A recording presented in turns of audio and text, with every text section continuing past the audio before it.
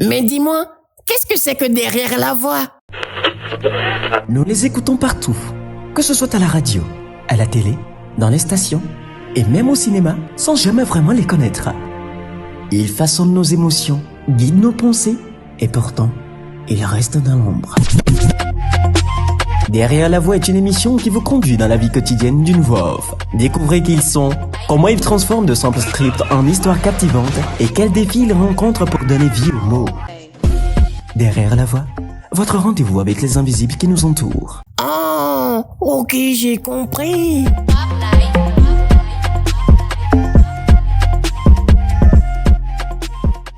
Tout d'abord, je suis très ravi de vous recevoir encore une fois dans ce nouvel épisode de Derrière la voix. Je suis Sylvain Mede et stratège marketing et publicitaire à Gigi Togo, une société commerciale même d'ailleurs qui est le sponsor officiel de cette émission. Donc aujourd'hui, j'ai le plaisir de recevoir Olive Atangana, une invitée qui nous vient du Cameroun et qui est pratiquante également de la voix off. Elle est très très très forte, si je peux le dire ainsi, et nous allons aujourd'hui explorer un peu le monde de la voix off avec elle. Alors, bonjour Olive. Bonjour. Comment vas-tu? Bien, je vais bien. Et toi? Ça va, merci. Alors, je te laisse plutôt te présenter. D'accord. Je suis Olive Atangana, professionnelle des métiers de la voix depuis 2021. Donc, ça fait 3 ans que je suis dans le métier. Du moins que j'ai découvert le métier et que je le pratique. Et je suis également diplômée en publicité et marketing digital. Ok. Ah, là c'est bien. Je pense qu'on a une branche commune, autant pour moi là. Oui. Parce que j'ai également fait ma formation en communication digitale, où ça englobe un peu la publicité, le marketing et puis le développement web. Oui. Pour ne pas tarder, nous allons un peu parcourir un thème très spécial aujourd'hui. Ce thème vise à un peu voir comment la voix off est une opportunité pour les jeunes d'aujourd'hui. Mais avant d'aller là-bas, nous voulons un peu savoir, un peu farfouiller dans votre parcours personnel et professionnel, votre début dans la voix off, qu'est-ce qui vous a attiré vers le métier de la voix off et comment avez-vous commencé un peu cette carrière? D'accord. Eh bien, j'ai commencé le métier sans savoir que c'était un métier. Donc, j'ai commencé à poser ma voix pour des projets, mais je savais pas que c'était un métier. Je le faisais pour m'amuser, ça me faisait bien rigoler. Parce qu'en fait, depuis que je suis toute petite, j'aime beaucoup utiliser ma voix, changer d'intonation, imiter des gens, surtout imiter mes dessins animés. Donc, je le faisais pour m'amuser, pour embêter mes camarades. Et puis, un jour, quand j'étais en 3e année licence, on avait un exercice à faire en classe où il fallait produire des spots radio. Et donc, qui dit spot radio dit qu'il faut une voix off. Donc là encore, avec mes camarades, parce qu'on était en groupe, il fallait qu'on donne nos voix à des personnages, parce qu'on avait choisi des personnages et il fallait leur donner des voix. Donc mes camarades n'étaient pas partants pour le faire. Et moi, voilà, vu que c'est un truc que je fais pour m'amuser et tout, je leur ai dit, mais moi, je vais le faire. Et puis quand les autres groupes ont entendu ma voix et tout, ils m'ont demandé d'aller également poser la voix sur leur projet, dans leur exercice. Donc je l'ai fait volontiers parce que voilà, c'est amusant. Et puis au fur et à mesure, je le fais et quand j'arrive en stage académique pour préparer ma soutenance, j'arrive en stage académique et puis là-bas, le graphic designer de l'entreprise dans laquelle j'étais en stage vient dans la salle des stagiaires et demande qui est disposé ou disponible à poser sa voix pour un client de l'entreprise. Et tout le monde dans la salle a crié mon nom, Olive. Bon, moi, en mode... moi, ça me fait rire. Moi, je me dis encore une nouvelle occasion de m'amuser, voilà, de faire ce que j'aime, donc je le fais. Je le fais directement. Il me demande si j'ai déjà eu à faire ça. Je lui dis oui. Et je lui ai présenté les projets de classe avec mes camarades sur lesquels j'ai posé ma voix. Et donc, il a trouvé que c'était intéressant. Et il m'a dit, OK, vas-y, voici le texte, pose ta voix dessus. Et au début, je le faisais avec mon téléphone. Donc, quand je dis que j'ignorais vraiment le métier, je savais même pas qu'il y avait un matériel pour ça. Donc, moi, je le fais avec mon téléphone. Et quand il écoute le rendu, il fait le montage et tout avec la vidéo, il apprécie véritablement. Et moi aussi. Et moi, je me dis, ah, c'est ma voix. Et jusque-là encore, je sais toujours pas que je peux rentabiliser dessus. Et donc après, il me regarde, il voit que je suis complètement ignorante, il me dit, est-ce que tu sais que ce que tu fais, c'est un métier? Je dis non. Et à ce moment-là, il me parle du métier et la première personne qu'il me présente, c'est Pauliane. Pauliane, qui est un des comédiens voix off, un des pionniers des métiers de la voix ici au Cameroun.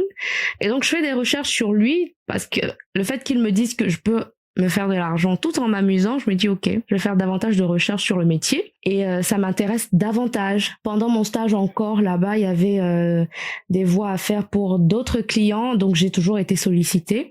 Je l'ai fait et moi ça me faisait du contenu. Et donc le graphic designer m'a dit ok, vu que tu as déjà du contenu, tu peux commencer à créer une page Facebook, à vendre tes services, à présenter tes services sur Facebook pour avoir d'autres clients qui pourraient solliciter également ta voix. Et ça s'est fait. Je l'ai fait. J'ai posté j'ai créé ma page Facebook, j'ai posté mes projets là-bas et c'est grâce à cette page Facebook que j'ai eu les clients que j'ai aujourd'hui. D'accord. Et j'avoue même que c'est grâce à cette page même que j'ai pu voir un peu le contour du travail que tu fais. Ah oui, c'est vrai. C'est par là que je t'ai connu. Alors, tu as souligné un point très intéressant dans ton parcours. J'avoue que le métier de la voix off, c'est un métier où tu ne t'attends pas. Pour la plupart des personnes, tu t'attends pas et puis du jour au lendemain, voilà que tu es devenu voix off. Oui. Par exemple, je prends moi mon cas, 2021 également que je me suis lancé là-dedans. Mais c'était juste un ami qui est venu me voir et il me dit « Ah Sylvain, souvent nous écoutons faire les... » Bon, moi je ne faisais pas, hein. J'étais juste dans la rédaction publicitaire et tout. Donc, mon ami m'approche, il me dit « Oui Sylvain, j'écoute souvent les gens poser la voix sur telle chose. » Comme tu as une belle voix, est-ce que tu peux essayer de faire pareil sur un des événements qu'il était en train de préparer? J'ai dit pourquoi pas. Et c'est par ce hasard que moi aussi j'étais tombé. Ah bon?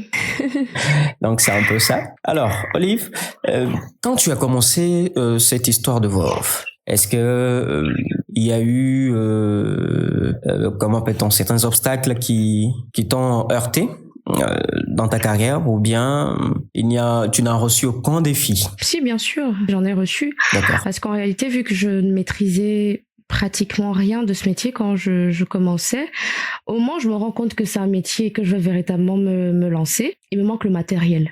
Et un matériel qui coûte assez cher. Donc j'avais besoin d'un micro professionnel, d'une carte son, d'un studio d'enregistrement. Donc ce que je faisais, c'est que vu que j'avais commencé à enregistrer avec mon téléphone et j'avais trouvé des petites astuces, c'est-à-dire que je rentre dans un placard, je me mets dans un coin de la pièce. Ou bien sous la couette. Voilà, exactement.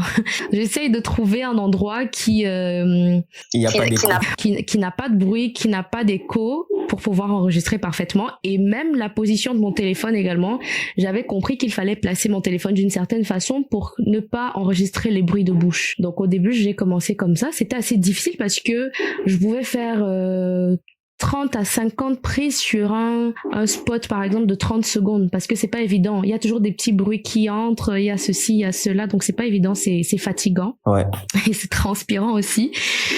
Parce qu'il faut pas de bruit et tout, donc et je le faisais à des heures tardives parce qu'en journée c'est compliqué, il y a tout le monde, donc je suis obligée d'attendre 23h minuit quand tout le monde dort, quand tout est calme dans le quartier et tout pour le faire. Ah là, c'est un gros défi, hein. C'est un gros défi. Et par la suite, maintenant, je pense que ces obstacles sont affranchis. Oui, bien sûr. Avec le temps, j'ai eu l'occasion, du moins je vais dire, j'ai eu la chance de pouvoir être accompagnée par une amie qui, elle avait un matériel. Elle avait le matériel d'enregistrement et tout. Donc, elle m'a aidée avec son matériel de temps en temps. J'ai un autre ami à moi également qui m'a acheté un petit micro que je branchais sur mon téléphone et qui me permettait d'enregistrer avec le moins de bruit possible quand même. C'était assez efficace et je l'ai fait j'ai utilisé ce micro et j'ai enregistré pour des entreprises telles que Yup, par exemple. J'ai enregistré pour Yup, j'ai enregistré pour le Club France avec ce micro. D'accord. Vous avez dit, même avant même que vous rencontrez Monsieur Paul-Yann, qui est l'un des pionniers de la voix off au Cameroun, vous étiez déjà, je vais dire entre griffes, un as du domaine. Un as, je ne dirais pas. D'accord. Au moins une débutante. Oui. Donc, est-ce que par la suite, lorsque vous avez rencontré Monsieur Paul-Yann, je pense que c'est la Diva Academy. Oui, exactement. Lorsque vous l'avez rencontré, est-ce que vous aviez eu à parfaire un peu ces lacunes que vous rencontrez ou bien, allez, sur le tas, on vous a juste donné quelque chose et puis vous avez continué avec ce que vous saviez faire avant déjà? Alors, ce qui s'est passé quand j'ai rencontré Paul-Yann, je le suivais beaucoup sur les réseaux sociaux et quand j'ai commencé à poster, quand j'ai créé ma page et que j'ai commencé à poster mes contenus, je le taguais. Donc, je l'identifiais pour qu'il regarde mes contenus et qu'il me donne son avis. À ce moment-là, je vis à Douala et lui, il est à Yaoundé. Donc, il m'a proposé de m'offrir une formation en voix off à Yaoundé pour 1 mois. Donc, moi, j'étais tellement contente et tout, je me suis dit, ok, je vais me déplacer pour ça. Surtout que voilà, c'est un beau cadeau. Donc, j'ai décidé de quitter Douala pour 1 mois et aller me faire former à Yaoundé en voix off. Donc, je suis arrivée là-bas, mais malheureusement, j'ai fait 1 semaine, 5 jours, je dirais. Oui. Donc, j'ai pas pu véritablement apprendre parce qu'en fait, j'avais une urgence à Douala, il fallait que je retourne urgemment. Donc, j'ai dû rentrer, mais entre-temps, il a continué de m'accompagner en ligne. Donc, il me donnait des exercices, des spots à reproduire et tout. Et je le faisais. Je dirais que c'est quelque chose que je faisais beaucoup plus au feeling aussi. Vu que j'avais pas de formation, j'avais pas une véritable formation, donc je ne pourrais pas dire que j'appliquais certaines techniques parce que je les connaissais pas véritablement.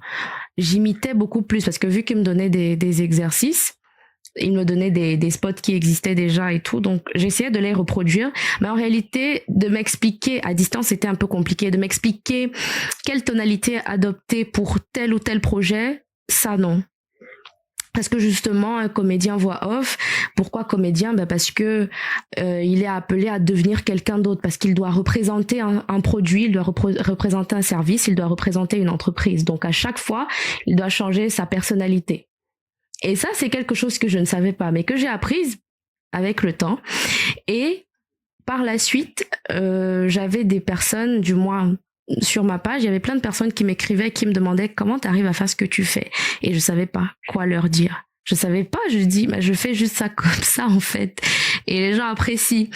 Et un jour, Poliane, je lui avais envoyé un travail que j'avais fait. J'avais fait un doublage et je lui avais demandé, je lui avais montré pour qu'il me donne son avis, il a apprécié et il m'a demandé d'expliquer à tous les autres camarades comment j'ai fait pour faire ce doublage. Et je lui ai dit, en réalité, messieurs, je sais pas comment j'ai fait, j'ai juste fait comme ça, je me suis amusée, je l'ai fait. Je sais pas quoi dire. Et donc, j'ai compris qu'en fait, j'avais un problème. Je ne sais pas transmettre. Je pourrais pas dire à quelqu'un, je pourrais pas apprendre le métier à quelqu'un et c'était un problème. Et donc, j'ai demandé à Poliane si, vu qu'il avait l'école de la voix, il a l'école de la voix, je lui ai demandé si il pouvait me prendre en tant que formatrice dans son école. Parce que je savais qu'en étant formatrice, je pourrais apprendre davantage du métier et pouvoir mieux transmettre. Et là, j'apporterai les réponses à toutes les questions qui me seront posées par mes abonnés, par mon entourage. Et donc, c'est ce qui s'est passé. Il m'a donné cette opportunité d'être formatrice. Et voilà, j'ai beaucoup appris. Ce que je dis aujourd'hui que le comédien voix off doit changer sa personnalité, eh bien, je le sais aujourd'hui parce que grâce à ce métier de formatrice, j'ai pu apprendre, j'ai pu comprendre comment ça se passe. Et aujourd'hui, je transmets mieux. Ok. Là, je pense que vous avez déjà même survolé une question qui est en cours d'attente. Donc, du coup, j'aimerais profiter de l'occasion également pour faire un petit coucou à Monsieur Poliane. C'est un monsieur de grand cœur, ça, je l'avoue. Comme vous venez de le dire, entre-temps, quand j'ai également commencé à un peu m'exhiber, d'accord, exhiber ma voix, entre griffes, sur les réseaux. Et quand il m'a identifié, il a été très généreux. Il est rentré dans mon inbox. Il a plutôt commenté. Il m'a félicité et après je l'ai inboxé pour lui dire merci et tout. C'était un honneur qu'une telle personnalité de renom puisse commenter ma petite vidéo.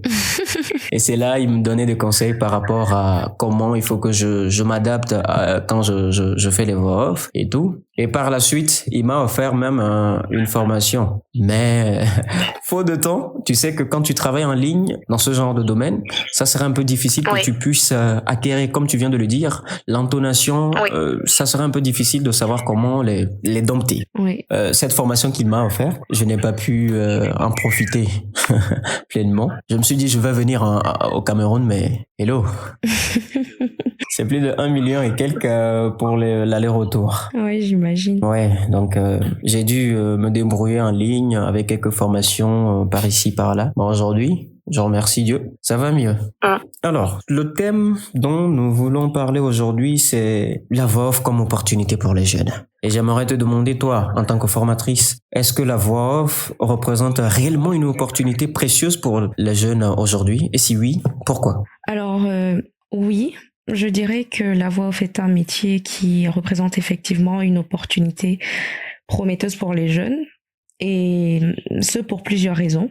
Je dirais déjà que grâce à la croissance des médias et de la publicité, voilà, il y a une demande accrue pour des voix off dans des domaines variés comme la publicité, les documentaires et les émissions de télévision, les vidéos en ligne aussi surtout, parce que de plus en plus les gens font des formations en ligne, ils produisent du contenu en ligne, donc la demande en termes de voix off devient de plus en plus grandissante. Les entreprises locales et internationales recherchent des voix distinctives pour capter l'attention de leurs audiences cibles. D'un autre côté, je dirais également que voilà, avec l'avènement des technologies, il est plus facile et moins coûteux, je dirais, pour les jeunes de se lancer dans ce domaine. Ils peuvent créer des studios d'enregistrement à domicile, voilà, c'est-à-dire se créer un bel espace là chez soi dans sa chambre avec les moyens de bord, je dirais, des objets pour sonoriser la salle, la pièce, et puis avec un bon micro. Moi, comme je disais, j'ai commencé avec le téléphone. Et il y a des micros adaptés au téléphone.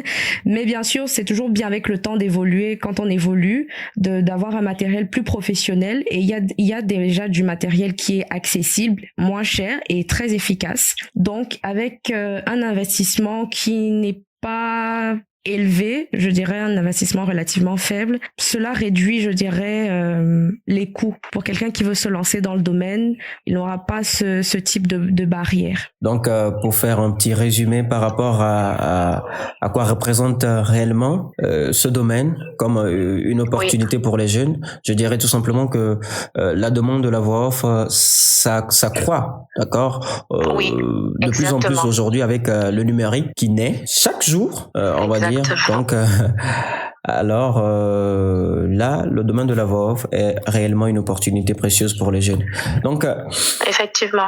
Alors, selon toi, quelles sont les compétences que tu considères essentielles pour réussir dans ce domaine? Alors, je dirais qu'il faudrait avoir des compétences sur le plan de la voix, donc des compétences vocales. Oui. Donc, un comédien voix off, son premier instrument ou son instrument principal de travail, c'est sa voix. Et donc, grâce à sa voix, c'est avec sa voix qu'il pourra gagner des marchés, avoir des clients, etc. Donc, il doit pouvoir développer des compétences vocales.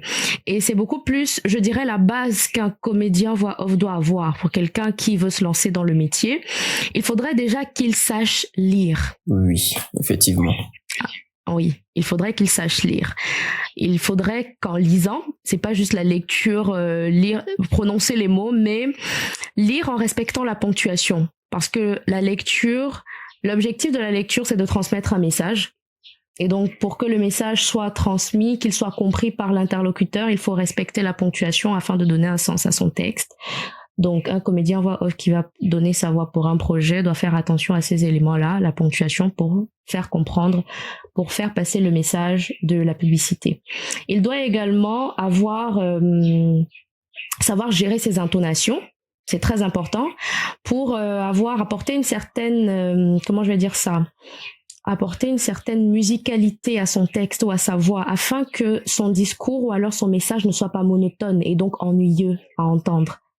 Et donc, ceci permettra de mieux captiver l'attention du public. Il y a d'autres compétences que je vais citer. Donc, maîtriser également la gestion de son volume parce que voilà, si quelqu'un parle et ne se fait pas entendre, voilà, le message n'est pas transmis correctement comme il faut. Et puis, l'articulation des mots, une meilleure prononciation des mots également pour se faire comprendre. Donc, voilà déjà le minimum à avoir. Et puis, le reste, apprendre au fur et à mesure, s'exercer. Les exercices de respiration également, ça aide. Donc, voilà. En gros, la méthode DIVA, pour ceux qui ne le savent pas, s'ils veulent le savoir. Oui, exactement. Qu'ils s'inscrivent auprès de vous et vous pouvez leur donner un peu plus de détails.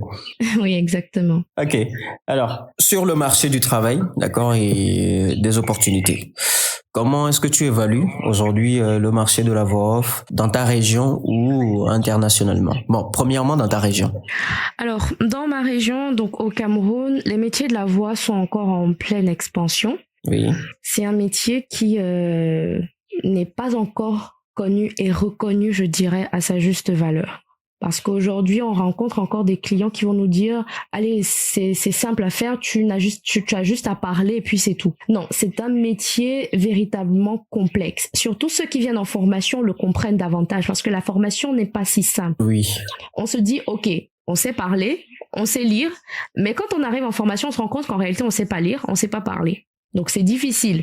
Il y a des gens qui prolongent leur formation parce qu'ils se rendent compte qu'ils ont véritablement de vraies lacunes. Et le plus difficile encore, c'est de devenir quelqu'un d'autre, comme je disais, surtout pour les gens qui choisissent une formation en comédie voix off. Oui. Devenir quelqu'un d'autre, c'est très difficile. Ouais. C'est-à-dire adopter les intonations qu'il faut pour chaque produit, pour chaque service, pour ceci.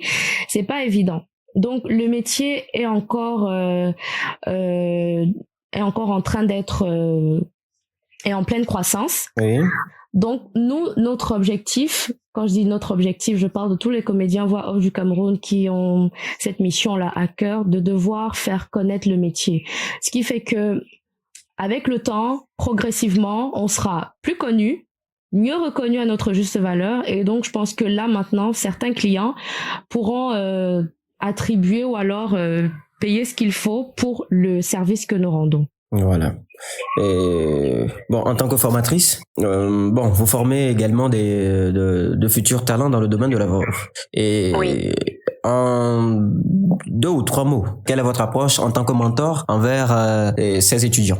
D'accord. Alors, ce qu'on fait en formation, c'est que chacun doit venir avec un projet parce qu'il est question que chacun puisse mettre en pratique pendant la formation ce qu'il a appris dans son projet. Oui. Si nous leur donnons une formation qui est centrée uniquement sur la Diva Academy, ça va être compliqué.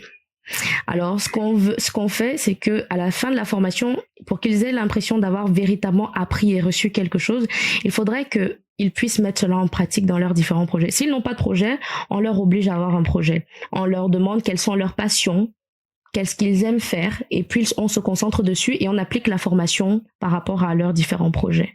Là, c'est très important parce que souvent, nous avions eu cette habitude dans le milieu scolaire où on n'est que centré sur la théorie, mais avec ce domaine, je pense qu'il est plus important et primordial de se centrer plutôt sur la pratique et d'amener ces étudiants à comment peut-on se familiariser au domaine à travers l'approche que vous venez de nous détailler. Merci encore une fois. Je vous en prie. Alors, nous tendons vers la fin parce que les gens se sont plaints la dernière fois que le podcast devient très long, donc de faire la limite max à 30 minutes. Et bon, pour finir, est-ce qu'il y a certains défis, d'accord, que tu rencontres souvent lors des formations? Alors oui. Il y a quelque chose que je rencontre lors des formations. Je pense que ça concerne beaucoup plus les Camerounais, je dirais. Ok. Les Camerounais ont un véritable problème de lecture. Wow. C'est-à-dire que le test qu'on fait quand ils arrivent, on leur donne un texte et on leur demande de lire en respectant la ponctuation. Donc, à la première lecture, on ne leur en tient pas rigueur. On se dit, ok, ils découvrent le texte. La deuxième fois, ils ne parviennent pas à lire le texte en une fois. C'est un paragraphe d'environ 5 phrases à 10 phrases. Ils n'arrivent pas à faire ce texte correctement du début à la fin sans faire de faute. Ouais. Et donc, c'est compliqué pour un comédien voix off. Si tu dois enregistrer 10 textes, 10 pages, je sais pas, 10 pages en une journée, il faudra maîtriser. Et donc, lorsqu'on travaille, c'est assez compliqué. Parce que je pense que la première chose à savoir faire, c'est savoir lire. Effectivement. Oui, parce que le comédien voix off, il est en contact tout le temps, tout au long de sa carrière avec les mots. Donc, il doit déjà se familiariser avec les mots. Lire continuellement, lire à haute voix aussi, s'entendre lire pour voir s'il arrive à lire le texte correctement. Ok. Comment tu gères ces frustrations souvent? Parce que ça serait pas facile pour toi de voir des personnes qui veulent se faire former dans le métier de la voix off, mais qui n'arrivent pas à répondre un peu à ce que tu leur donnes. Mais en tant que formatrice, comment tu gères ces frustrations? Bon, au début, c'est vrai que quand j'ai commencé à remarquer cela, je comprenais pas parce que je me disais que c'est pas possible que des adultes ne parviennent pas à lire. Donc à un moment donné, je trouvais que c'était pas un élément sur lequel il fallait s'attarder. Donc c'est vrai qu'au début, je perdais un peu patience.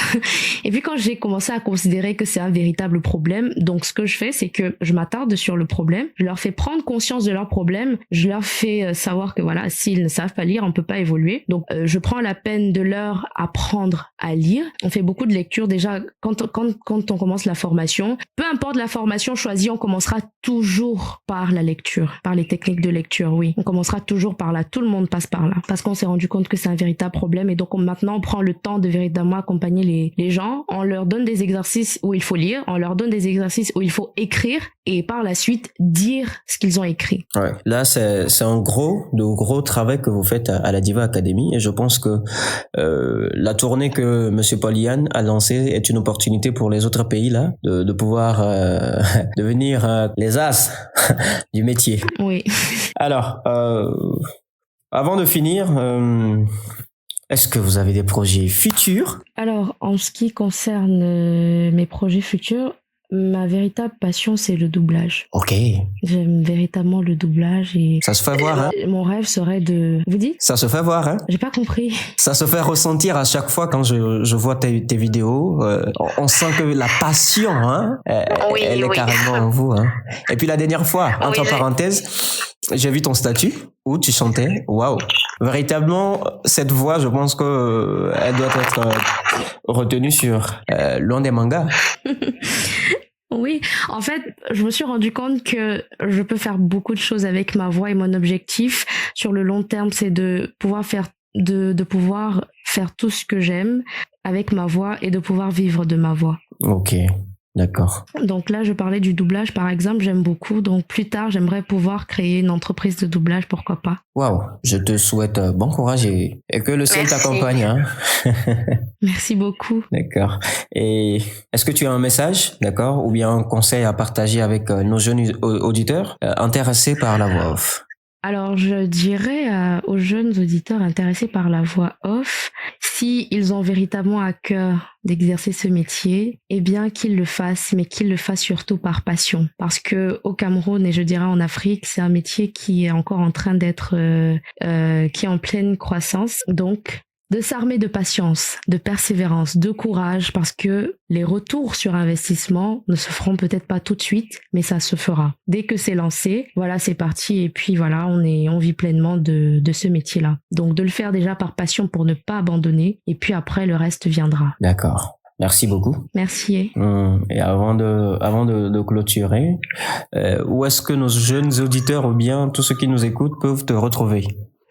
Alors j'ai une page Facebook, Oliva Tangana Voix Off, s'ils sont intéressés par ce que je fais. Sur TikTok également, c'est Oliva Tangana. Et bientôt, je vais lancer une nouvelle rubrique qui s'appelle la Minute Coaching, dans laquelle je donnerai des conseils, des astuces, des vidéos d'apprentissage pour ceux qui souhaitent se lancer dans les métiers de la voix en général, ceux qui souhaitent se lancer dans les métiers et découvrir leur véritable potentiel. D'accord. Alors, question bonus, dis-nous, c'est quoi ton hobby à part la voix off? Alors, à part la voix off, j'aime beaucoup danser. Ah. Et la cuisine aussi. Ok. D'accord. Là, c'est très bien. Salsa ou bien n'importe quelle danse? Bon, j'aime toutes les danses, je crois. La salsa, je l'ai découverte récemment et ça me plaît bien. Je ne la connaissais pas, mais j'aime bien. Ok. Bon, je l'ai dit par hasard.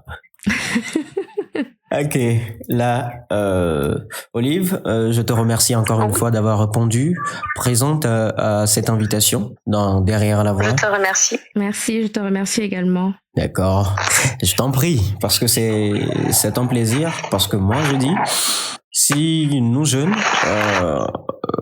nous sommes éveillés, c'est que l'avenir de notre pays ou bien du continent sera garanti. C'est l'une des raisons également de ce podcast, où il faut éveiller également à travers ce podcast les consciences, parce que bon nombre de jeunes pensent qu'aujourd'hui, allez, on va juste se lever, on est derrière nos écrans, on défile les reels sur TikTok, etc., et puis du jour au lendemain, ils vont réussir leur vie. Et jusqu'à ce que tu ne te rendes compte du temps que tu as utilisé, il est trop tard et tu commences déjà à blâmer Dieu, à devenir peut-être un rat d'église.